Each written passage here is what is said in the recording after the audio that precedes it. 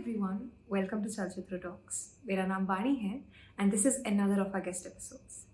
In this episode, I have with us Zuni Chopra. By the time she was 17, she had already authored 4 books. A few days ago, I sat down with her and we spoke about her favorite reads, her recommendations, and a lot more. So without wasting any more time, let's just jump right in. Hi Zuni, how are you? I'm good, thank you. So, thank you so much for joining us today. And I can't tell you, I've heard so much about you. There are so many people at Chalchitra Talks who absolutely love your work. I also know you've written 4 books, and I wanted to understand your process of writing. There's this speech by Ray Bradbury. He's an author, he wrote Fahrenheit 451. I'm pretty certain you know about him. And Ray Bradbury said this thing in a speech once that if you want to write one short story every day. And eventually, at the end of the year, you might not have 365 great stories, but out of those 365, at least there'll be 30, 35 that will be absolutely wonderful. Mm-hmm. And Neil Gaiman said that it's okay if you do not sit and write every day. What do you follow when you're writing down? Well, I think more of Neil Gaiman's kind of policy, although I absolutely adore Neil Gaiman, so I might just be biased. I think writing every day is a great practice, and I think that's what you should aim to do. But I also think that you should be free to follow what you think will come out the best in terms of your story. So I don't think you should be forced to finish a short story if you don't think it's very good just for the sake of writing. I think that it's okay to write trash as long as you're writing every day, but I don't think you should be pushed to finish something unless you really believe in finishing it. But having said that, I think what a lot of people do, and I know I've been guilty of this myself, is start writing something and then like just abandon it halfway. Like, especially with longer form novels, they begin and get to like the conflict and like a little bit past that, and then the dreaded middle is where people just break off writing.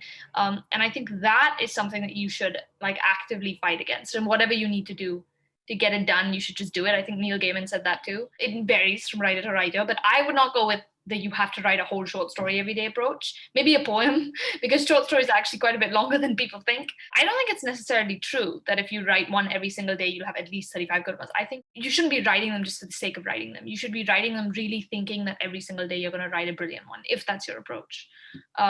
So I think that it's important to stay in the discipline of writing, but I don't think it's important to put a label on it in that particular sense. And I think it's important to get things done, but not everything, which I know is really confusing and conflicting, but that's just how I approach it personally. Is there also one writing habit that you're actively fighting against, that this is something I really need to get over with, or this is something that I really need to work upon? The main thing that I try to do to kind of avoid that or to work beyond that is to tell myself what I just said, that, you know, even if it's terrible, as long as you're writing every day and getting the practice in, that's helpful. But another thing, okay, here's another thing that I'm trying very hard not to do when I'm writing, is to edit it on the spot. Like, I know what a lot of us do is write something and then be like, no, that's not good, and then delete it and do it over. But I'm like, okay, just get a first draft out and then you have something you can work with. Don't immediately go back and start editing. Just write it first and then you can see what happens. I think even people tend to go back to their drafts 3 months later and they realize, oh, it's actually not that bad. It's never as bad as you think it is. This is just facts. It's literally never as bad as you think it is, honestly. Because most people look at their work and they're like, this is terrible. But the truth is that if somebody else wrote it, you would be like, this is a good first draft. You can work on this. This is solid. So I think it's also important that we approach our work a bit more objectively than we tend to do, which is impossible because we wrote it and we'll always think that it's less than perfect. But definitely, I feel like at least have a first draft to work on. Having a first draft to work on is better than having a first paragraph that you've pushed yourself over and over to write perfectly and you still don't like. Are there any 3 things that you wish you'd known before you got published? Especially things that you believe people should be mindful of when they're trying to write a book or publish a book of their own? Well, I guess the first thing would be that working with an editor is really a give and take. I think people, their assumptions go one of 2 ways, that if an editor says something, you have to incorporate it, which is not true. Or if they give a suggestion you don't like, then you don't need to consider it at all, which is also not true. So I think that it's important to realize that a lot of times the editor is coming at it from an objective third person point of view, which is of course the role of the editor. But a lot of times they see things in your work that you might be missing and that you might not realize. And a lot of times they see where things are clunky or inadequate or jutting out in a way that isn't nice. And you might be so personally attached to that line that you just might not want to let it go. Like that happened to me in the novel, The House That Spoke. There was a line in the opening that I really, really loved. And my editor was like, it just doesn't seem to work. And I was like, please, please, please, please. Like, I was like, I don't want to let go of it. Like, it's such a good line. And she was like, it's a good line. It's just not the right place for that line. And eventually I was like, I know that she's right. So I did end up removing it. So I think it's important to recognize where your editor is coming from. And but at the same time, know that it's different to have somebody coming from an objective point of view, and it's different if you think that what they're saying just doesn't align with the spirit of the book that you're writing, which is true because only you know what you're writing and nobody else will ever know it as well as you do in terms of the creation of it. So I think it's a very fine line to kind of walk. And I guess the second thing is like only read the reviews if you're prepared for both of the kinds. Because I remember when I was a kid, when I was 15, which feels like a kid now, but when I published The House That Spoke, I went to read the Goodreads reviews. 90% of them were really positive. And even the ones that were negative, I think were pretty constructive and, stuff that I mainly agreed with.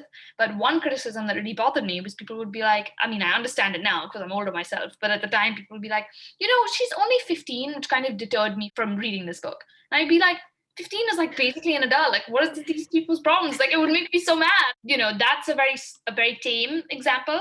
But I would say that people on Goodreads generally are quite nice, but generally in life can be pretty vicious. So only venture into that if you're really willing to get both sides of it. And I think that, like I said, even when people said things that were slightly negative, there were things I agreed with. Like one of the main things I agreed with The House That Spoke was that my language was like really flowery at the time, like almost excessively so. Like every line was like, and then there's like, because I loved describing things and I was good, I think, at finding words to describe things that maybe other people wouldn't really have figured out. But having said that, that didn't mean I needed to do it every line. And I like to think that my writing has matured a bit past that now. But I was glad that people on Goodreads would point that out as well. They were like, it gets kind of a difficult read. And I was like, that is actually a good point. So, I guess in terms of relationship to feedback, it's the same thing. Just kind of be open about it. And I guess the third thing I would say, which isn't to people who have gotten published necessarily, but are trying to get published, that I also think a bit too much weight is placed on, getting that book published and getting it out there. Because I think there are a lot of ways in today's world, especially in a pandemic. I mean, no one is going into a bookstore right now. It's a very harsh and miserable truth, but it's true. And there are a lot of ways for writers to get their work out there that isn't traditional publishing. There's blogs, there's journals, there's online, I've seen even like contests for writing and like poetry and prose. And there are a lot of ways to connect people with your work that aren't the publishing industry, which after all is the point of writing, is to connect people with your work. It's not necessarily to say, oh, HarperCollins published this. I just think that people should also be more open to other types of connection with an audience. A lot of people do not get published by all the publishing houses that we actually look up to.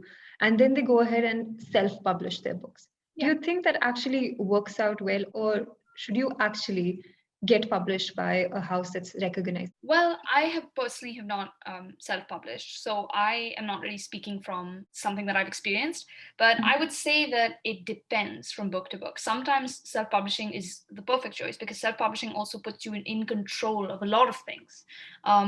But for some people, going to a publishing house might be the right route because they don't feel they have the resources to self-publish, or because they feel they want a kind of corporate point of view, because the name brand is also, I think, a level of trust that writers place then in the publisher. And I think that if you're looking for that kind of level of trust, at least that was what it was for me. I really felt as though I was in good hands. And I also felt as though it wasn't me alone or me like spearheading the publications book. I think for me personally, it would have been quite an overwhelming task. But at the same time, I think a lot of great books have been self-published and deservedly so. And the authors have gotten much larger payoffs from that because they are in charge of everything. And it was their publication, it was their editing. I mean, of course, you could get, a third-party editor on board as well. And a lot of people choose to do that. But I guess what I'm trying to say is that it depends on the book. But self-publishing is not any lesser of a route than traditional publishing. It just depends on what you as an author are looking for in terms of putting your book out into the world. And how do you deal with, like you said, there were reviews that were quite negative, or Goodreads people were still kind enough, but there are, I'm pretty certain negative reviews. So how do you deal with that? Well, I think that that is definitely true. Just recently, Brute India reposted a video of mine that I had spoken in 4 years ago and completely forgotten about. I mean, I had not forgotten about it, but it still to this day kind of embarrasses me because it was the first time I'd ever spoken alone on stage in front of an audience. So to this day, I'm like, I can't watch that footage. It's so embarrassing. But they reposted it, and a Yeah. lot of people were like, pretty harsh in the comments, but then a lot more people were supportive. And I think you have to kind of choose, first of all, to focus on the people who are supportive and the people who are saying that, no, we get what you're saying, and, we understand, and we think that that's something important that needed to be said. So first off, I'd say focusing on the positive. Second off, like I said, constructive criticism is one thing. I'm talking about reviews or comments that are negative just for the sake of being nasty or vicious, that aren't really saying anything constructive, that are just spiteful, I think is the word. And I think the way to kind of avoid that is to ask yourself, this person was standing in front of me in real life and was saying these things to me, would I care? And the truth is, you probably would not care what, Twitter user 600, dog food has to say about the situation. You probably just wouldn't. I think the anonymity of social media grants people a lot of a license in their view to be cruel. And I think it's important to remember that there is a person there in real life. And I doubt that you would really care what that person said to you. They were standing in front of you. I honestly really doubt it. Like I said, it's important to just not even go near it. Like, just Yeah.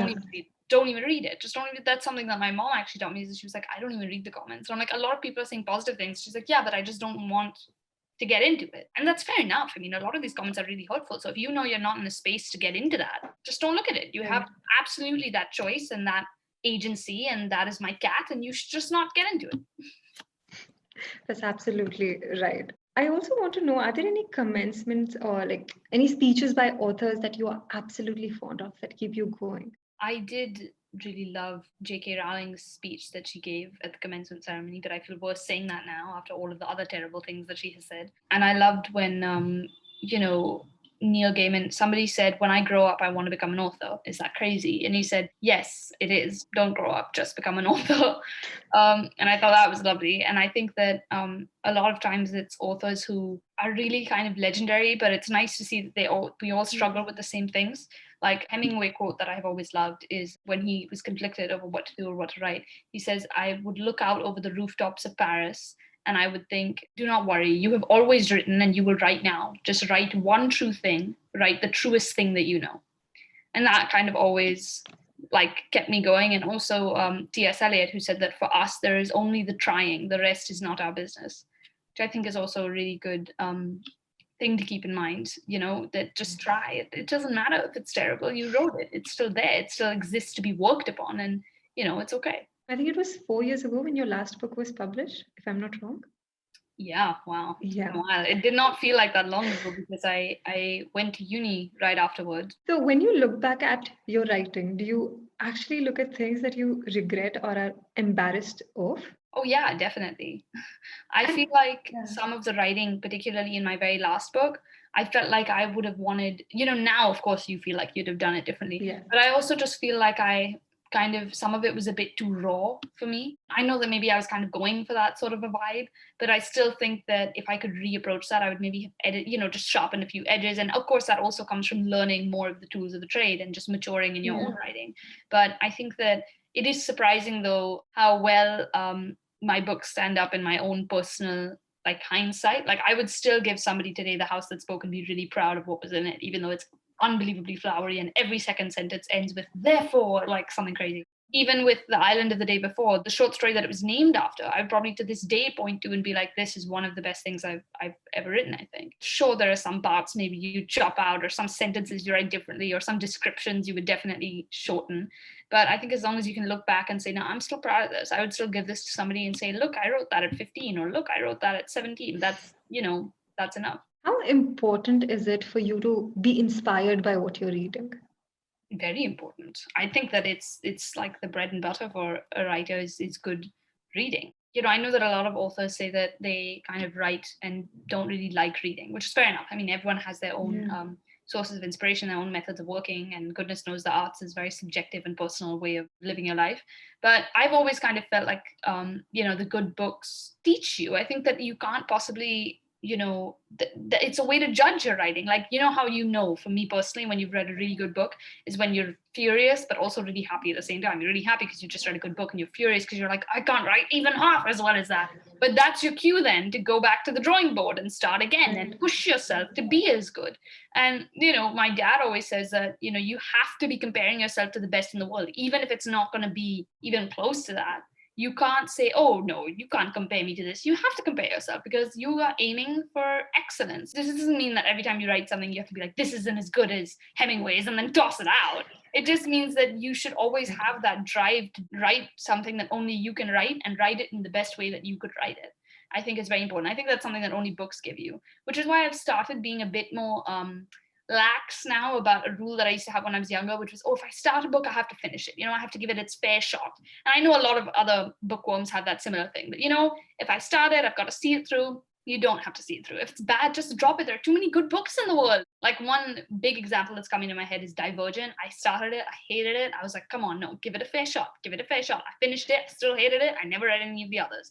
But, now I'm like, I should have just dropped that halfway and gone to read Catching Fire or something. I'm not trying to be mean to Divergent. It just wasn't my cup of tea. But, I'm just saying that it's okay. Like, just dump it. If it's not working for you, just go somewhere else. There's so many books in the world, and 100% the right book for you is out there somewhere. You just haven't found it yet. I think this is something even I'm guilty of. So there was this beautiful book by this French author, Romain.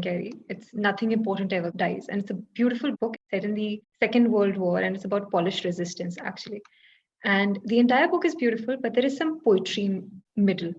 And I just skimmed through it. And this is something I'm guilty of. If I do not like something, I always skip through it or I'll skim. I think that's very healthy.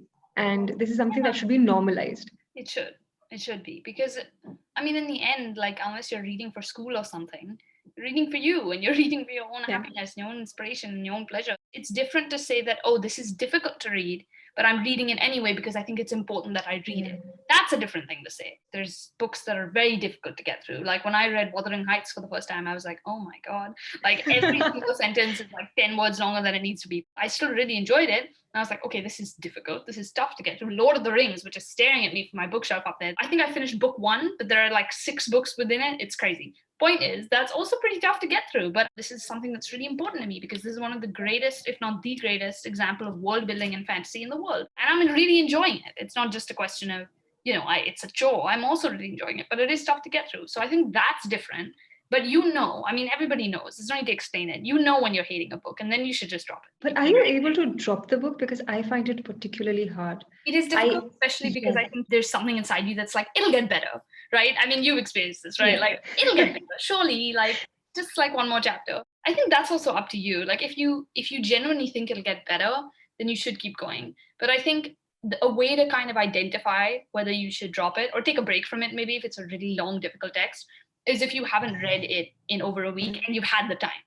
Like, you had an opportunity to go back and read it again, but you just you just don't want to, then maybe it's a sign that, okay, this is not the book for you, or it's not the right time for this book right now. So maybe you should either take a break or switch to something else. I feel like it's a good measure. What are the books that you usually circle back to? Like, Wuthering Heights was gothic horror and romance. Then Lord of the Rings is fantasy. So what are the kind of books that you usually end up picking? Well, yeah, definitely fantasy. Mostly, I think also like fantastical realism I'm also quite interested in. And I guess always fiction. I'm okay with realistic books, but I can't handle nonfiction unless it's a topic I'm really very interested in, like the biography of somebody who I really admire or something like that. But other than that, I just can't. I don't know. Nonfiction is just really, really boring for me. And the thing is, and this may contribute to how I feel about nonfiction, is that nonfiction readers, I'm not generalizing here, I'm just making a statement based on personal experience, tend to be very up on their high horse about what they're reading. I'm just saying. You might disagree, but I'm just saying. Yeah. They're always very, like, I can't believe you read fiction. Like, it's just, I would never read 600 pages about like a total made up world in which nothing ever happened. Like, I'm reading like actual informative. They love that word, informative. Like, just drop it. Like, it's so annoying. I try to explain. I'm like, no, like, even things like fantasy, they teach you a lot of things about the real world. And they're like, yeah, but you have to read it and like decipher it. This book just tells you directly. And I'm like, I see we're not fond of subtlety. My point is, I don't like nonfiction or its readers. No, I'm kidding. I'm sure there's very nice nonfiction readers out there. Please don't roast me for this. This and Divergent, I'm going to get so roasted. But my point is that I prefer fantasy. Classics for sure. I think also because as a writer, I think it's important that I read a lot of the classics. And I find that to be just something that I do not just for pleasure, but also for my work. I think it's important to read things like that. Just like, if you would like to be a director, you should probably make it a point to watch Citizen Kane and The Godfather and Casablanca, just because you should know who the greats of the field are before you step into it. At least I think that. But I think that a lot of times, I don't think there's any shame in this, I judge a book pretty superficially. I have these three kind of points to know whether I'm going to get a book. First is the cover. I'm sorry, it's true. If it's a really nice cover, I'll probably pick it up and I'll probably look at it. And the title, I think, goes along with the cover. If it's a really striking title, that's also quite interesting. Second thing is obviously the back of the book. But what I find to be more informative than the back of the book is the first line or the first paragraph. Because I find that often you can tell, first of all, the skill of an author, and second of all, whether their spirit is one that calls to you as a reader just based off of the first line. And a lot of times you can tell that the author is just not the kind of author who would appeal to you, especially because a lot of times I think the first line is unnecessarily depressing, especially right now in times like these, which those books are, great and absolutely valued. It's just in 2021, I would rather read books about sunshine and flowers. You actually killed two of my questions. So I was going to ask you, what are your favorite book covers of all time? And the other one was about first lines. Wow. Book covers, it's actually pretty tough because there's so many different kinds. This is going to sound extremely conceited, but I am going to say The House That Spoke just because I'm in love with that cover and I always have been. I had very little to do with it. It was all the team at Penguin India. But I chose to have the second side of it be orange. And I just think I've always loved that because it looks like the book's on fire from the inside. So yeah, I am going there. I'm going to say The House That Spoke. Other than that, I would say I've loved seeing like really beautiful hardcover editions of books that I love. I really loved the original cover for Coraline. I thought it was just like wonderfully creepy, and that's one of my favorite books of all time. And I have hardcover of Alice in Wonderland that I think has got to be my favorite of all time. It is giant, but it is absolutely gorgeous. And this is this is beautiful. It is so nice. I'm like so proud of it, even though I have nothing to do with it. I just bought it. And it's got the Mad Hatter at the back and the bold pages. And look at the first, it's just so pretty. Yeah. It's just so fun to read. And I think that Alice in Wonderland is one of the greatest stories of all time too. But I think as a kid, reading Alice in Wonderland also really made me feel like it was okay to be a little crazy, especially when the Cheshire Cat says that, we're all mad here. I was like, yep, I get that. It was just lovely to see how little rules existed in Wonderland and how everything was just the way you wanted it to be. That and Coraline, I think, were two major inspirations in me wanting to start writing, because Coraline showed me that, fantasy doesn't have to be for kids. And I think up until that point, at least I personally saw fantasy as what society saw fantasy as, which is like, princesses and dragons and stuff for babies. But when I read Coraline, I was like, this is terrifying and I love it. And I think that those two were really definitely big influences. But yes, I'm very proud of this copy of Alice in Wonderland. I actually have a recommendation for you. I don't know if you've heard of the author. It's Deborah Levy, and she's written a couple of books like Hot Milk, Swimming Home. But she has this autobiographical series. Again, it's nonfiction. So the series has 3 books. The third one is yet to release. And the first book is called Things I Don't Want to Know. So George Orwell wrote this essay, Why I Write. And he listed down all the reasons saying why he writes. And this book is actually a feminist reply to his essay. And she talks about how she discovered her voice. And I fell in love with that book because that just made you realize, especially if you write, you would just realize what it means like to find your own voice. I think you should check out that book because I think you will love it. It's Things I Don't Want to Know by Deborah Levy. I will put it on the list that all of us say we have, but really is just a mental list. But I will put it on the mental list. Do you also take note of book dedications? Oh yeah, for sure. All the time. Do you have any favorites? When I was a kid, I really loved a series of Unfortunate Events by Lemony Snicket. And I think that all of his book dedications are just, I mean, of course, because they are, entangled in many ways with the story, but I still think they are lovely dedications to kind of just lose yourself in. And I think they're written very well and very, heart-wrenchingly, even though it's just 2 lines, you don't even know these people, but you're still like, oh my God, that's so sad. Even if you read a dedication that's ordinary, I still think it's fascinating to read it, because I'm like, who are these people? Like, these are people who are so important to you that you immortalize their names in a work of writing. That's a big deal. And I think it's always fascinating to me to see who the author chooses to dedicate the book to, if anybody at all. And I think all of a sudden the author also becomes a human in front of you. Otherwise, it's just somebody who's written the book, but all of a sudden he has emotions. Yeah, and people that he cares about so much. That's an incredible thing. Like, if you were in ancient Greece, that would be like, carving someone's name into your statue or something. That's crazy. I know nobody ever did that, but I just, trying to find an analogy, or making a statue of somebody, I guess, or, how some of the greatest impressionist painters would paint these really abstract things that you then find out were meant to be their loved ones or their wives or husbands. And that's always been interesting to me, because I'm like, this is not only somebody who you love, but how you see somebody you love, which is a really fascinating thing. And I think you're very right with what you said about the fact that authors a lot of times just becomes like vague, ambiguous, they're there, but we don't, like, they're not really, they're just like a vague thing, which I think is not true for other kinds of art.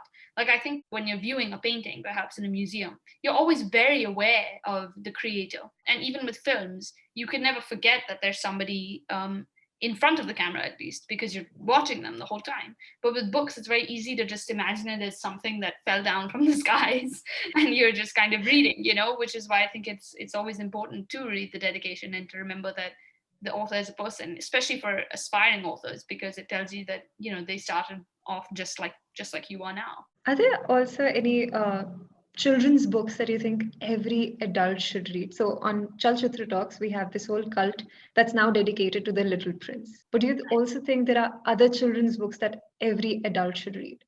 Well, both Alice in Wonderland and Coraline, which I've already mentioned, especially Coraline, I think it's fantastic. There's this one particular children's book, which I'm not going to recommend that every adult read, but I am going to recommend that every adult at least glance at, which was called The Three Nasty Gnarlies, which I loved when I was a kid, and my mom would read it out to me. It's just adorable.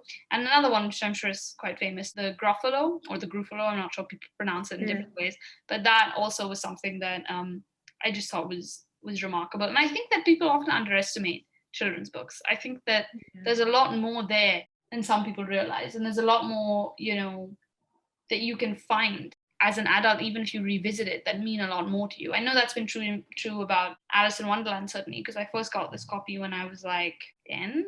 And, even now when I reread it, I'm like, that's genius. How did he do that? And I'm rediscovering things even now, even though I've read the story so many times. I also think anything by Roald Dahl is brilliant. In the same vein, I would kind of hope that adults, stop seeing fantasy as something that's solely for children.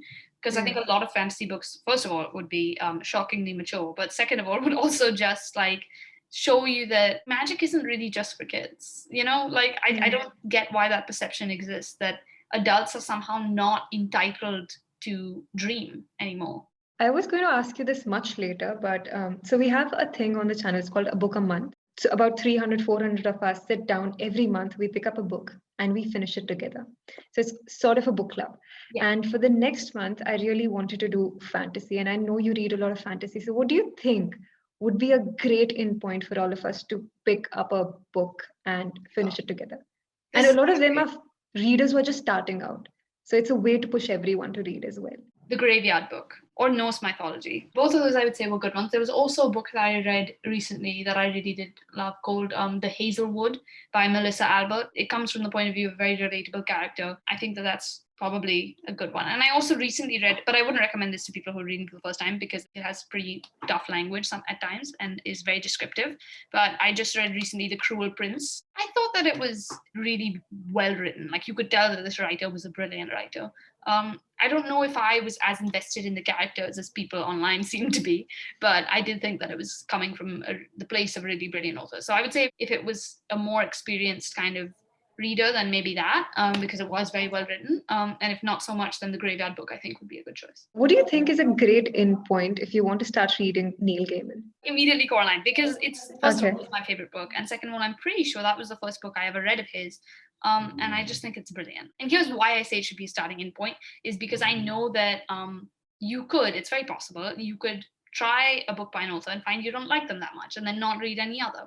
So if I could tell everybody to only read one Neil Gaiman book, it would be Coraline. So that's the vein in which I'm interpreting this question and choosing to answer it. So yeah.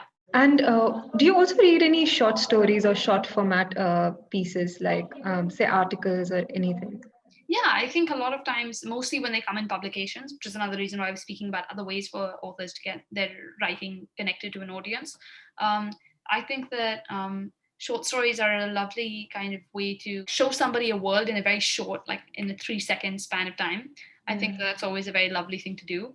And I recently really enjoyed this short story called The Elephant. I forget who it's by, but it was a really lovely short story about a zookeeper and an elephant, a new elephant exhibit that was opening up in the zoo. And I just thought it was brilliant. I just thought it was a goofy, zany, fun story that also had a lot of weight behind it. So I would say that was a great one if people are looking for ones to read. Are there any books that you'd like to recommend that have made you emotional? Wow, that is a good question. I mean, The Kite Runner. I never wept as I wept in that. I mean, but the world knows that they don't need me to recommend, surely not. I read the Maze Runner series recently, and I think when you're reading a series, it always makes you emotional when it ends. And I also read the Hunger Games prequel, The Ballad of Songbirds and Snakes. I think what's true for all of these is that they could have been edited a bit better. And when I say all of these, I mean all of these books that are published now that are like prequels or callbacks to a series that became popular in the 2000s. Like there was Midnight Sun, I think, from Twilight, and there was this one for the Hunger Games, and then there was another one that I cannot recall right now. You mentioned Twilight, so have you also read the entire series of Twilight?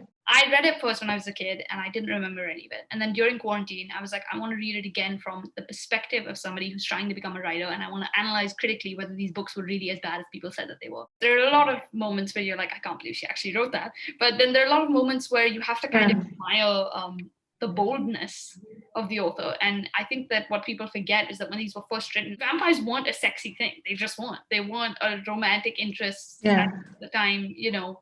And I think that what she did was really kind of innovative and, you know, trailblazing in a way, what she did with the kind of idea of a romantic interest in young adult fiction. And I think she should be praised for that, because I think she took a lot of risks, especially with that first book. That are kind of fascinating actually to go back to and read now as an adult from like a critical point of view. And as we were speaking, I remember another book that really made me cry, not recently, but I think about 3 years ago when I first read Room, the book on which the film was based. Both of them made me cry very hard. So that is another addition I definitely have to the Made Me Weep shelf.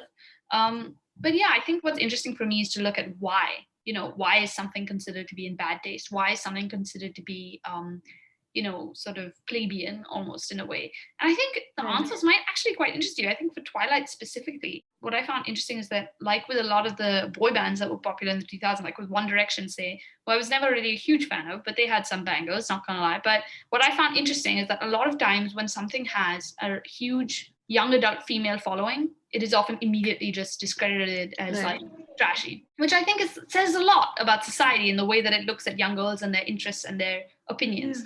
And I think that it is also interesting not just to say, oh, society kind of trashes on this, but why? Why is the general public so, you know, kind of derisive about something? Is it because it really deserves it? Or is it because a combination of it deserves it, and also there are some deeply rooted prejudices in society that have impacted the way it inhales pop culture? I think is also an interesting thing to observe. We do some live streams regularly on the channel, and some of them get very personal. And a few weeks ago, we were talking about failures in life. And we just realized everyone, even though we do not talk about it, everyone, especially today when the times are grim, everything is so uncertain, everyone is facing this anxiety, and everyone needs a feel good recommendation of sorts. So, do you have anything that you would like to recommend to people who are just feeling lonely in these times or are anxious? Most fantasy books will fulfill this purpose, because fantasy as a genre is very escapist. But I think a series is probably like something you can binge. Like I personally began reading Narnia, which I think is a pretty fascinating view at what world building again is like. Okay, this one is going to be ridiculous because it's also a kid's book. But when I was a kid, I absolutely loved Mallory Towers. And at the start of the pandemic, I kind of got into Mallory Towers again, along with Charlie and the Chocolate Factory. So I just think go back to the things that you love. That's a great recommendation from me. I would say Good Omens. for me, like it's always made me like laugh and feel like the world is a bit brighter than it is, you know? Oh, another one. This is not necessarily a very happy book, The Old Man and the Sea, because I think it mirrors that sense of isolation and a fruitless chase, but at the same time gives you a lot of hope where you might not feel it usually. So that would be another recommendation I think I would give. Do you also make notes when you're reading? Sometimes, but normally I'm reading too fast. Like I'll mentally note it down. I'm like, So you I am. never underline any text in the book? I don't think I really generally make like a lot of actual physical markings on the book, just because I feel like A, it slows me down, and B, I just don't think I've ever enjoyed, coming back to it and seeing old markings on there, because I like coming back to books that I've read with fresh eyes and critical eyes, and I think that is really helpful, which is why I don't normally like marking up my copies of it, just because I feel like that will then taint whatever fresh reading I attempt to have. So do you prefer Kindle or do you prefer paperbacks? I Or prefer tangible copies? personally Yeah. like tangible books, hardcovers and paperbacks, because I just think there is something different about the relationship that you have with a book when it is physical. I mean, the Kindle is a remarkable invention, and especially now during the pandemic, the idea that you could have any book in the world and you could have it with you in 3 seconds is a remarkable thing. And I think that it does definitely deserve due credit. But I personally would always, if I had the option, prefer, as it is abundantly clear, a physical copy of a giant book. Are there any YouTubers that you follow? Not on like a regular basis. There is one on Instagram, Elizabeth Sang. She mirrors my taste in fantasy a lot of the time. So I think if she likes something, it's like a good bet. Like there's at least a 60% chance that I will also like it. So I think that's kind of important to find out. But I think that for me personally, I don't really have a lot of people who I follow per se, just because I prefer having it be a wild card a little bit, I guess. Nice. And is your reading limited to English language or are you also into Hindi or other regional literature? Well, for me personally, I think it's mostly in English, although sometimes I am learning French at uni, and sometimes I've been studying French for several years, so sometimes I try to read in French just to help improve my language skills. I do read some poems in Hindi, but that's mainly poetry, and that's mainly with my dad, because he enjoys showing me poets who he really looks up to. But yeah, I think that me personally, I don't follow a lot of Hindi authors in the same way that I would English ones. And before you go, are there any books that you'd like to recommend to people they should surely, definitely pick up? This is not really a book, but I would say T.S. Eliot's poetry, particularly The Love Song of J. Alfred Prufrock, is a great read. I would 100% recommend that. I also really enjoyed The God of Small Things when I first read it, and I think it really stuck with me because it was an Indian author writing about India in a way that was authentic.